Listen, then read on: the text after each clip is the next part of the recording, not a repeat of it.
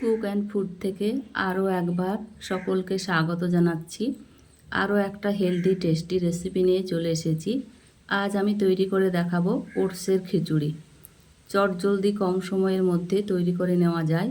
ওটসের মধ্যে থাকে সঠিক পরিমাণে প্রোটিন এবং ফাইবার, যে কারণে অল্প পরিমাণে খেলে দীর্ঘ সময় পর্যন্ত পেট ভর্তি থাকে, তাই বারে বারে আমাদের খিদে পায় না। তাই ওয়েট লস করতে দারুণভাবে হেল্প করে। তাছাড়া ক্যালসিয়াম, আয়রন, ম্যাগনেসিয়ামের মতো প্রয়োজনীয় আরও খনিজ উপাদান থাকে। চলুন দেখে নিই। এখানে আলু, গাজর, টমেটো, ক্যাপসিকাম, কাঁচা লঙ্কা, পটল, মুগ ডাল, ওটস সব কিছু ধুয়ে পরিষ্কার করে নিয়েছি। কড়াইয়ে সরিষার তেল দিয়ে দিলাম। সরিষার তেলে সব কিছু রান্না করে নেব। এখানে গাজর ও আলু দিয়ে ভালোভাবে ভেজে নেব। গাজর ও আলু শক্ত জিনিস, একটু আগেই দিয়ে দিলাম ভালোভাবে ভেজে নেওয়ার জন্য। কড়াইটা চেঞ্জ করে নিলাম। ওই কড়াইয়ে করা যাবে না, ভর্তি হয়ে যাবে। ভালোভাবে ভেজে নিচ্ছি। খুব সুন্দরভাবে ভেজে নিতে হবে যাতে আলু ও গাজর সেদ্ধ হয়ে যায়।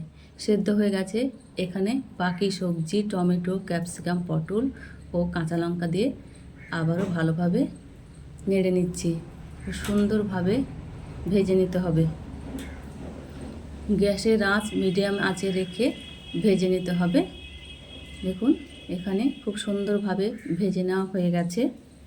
এখানে দিয়ে দিচ্ছি স্বাদ মতো লবণ, হলুদ গুঁড়ো, সামান্য পরিমাণ হলুদ, জিরার গুঁড়ো, আদা রসুনের পেস্ট 1 চামচ।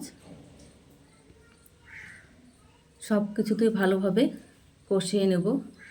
মনে করিয়ে দিই বন্ধুরা, আজকের ভিডিওটা যদি আপনাদের ভালো লাগে, ভিডিওতে একটা লাইক দিবেন, শেয়ার করবেন এবং কমেন্ট করে জানাবেন আপনাদের মতামত।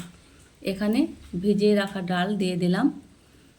সবজির সঙ্গে আবারও ভালোভাবে কষিয়ে নিচ্ছি। আর অবশ্যই চ্যানেলটাকে সাবস্ক্রাইব করবেন, পরবর্তী রেসিপিগুলো চ্যানেলে আসলেই যাতে জানতে পারেন। এখানে ওটস দিয়ে দিচ্ছি।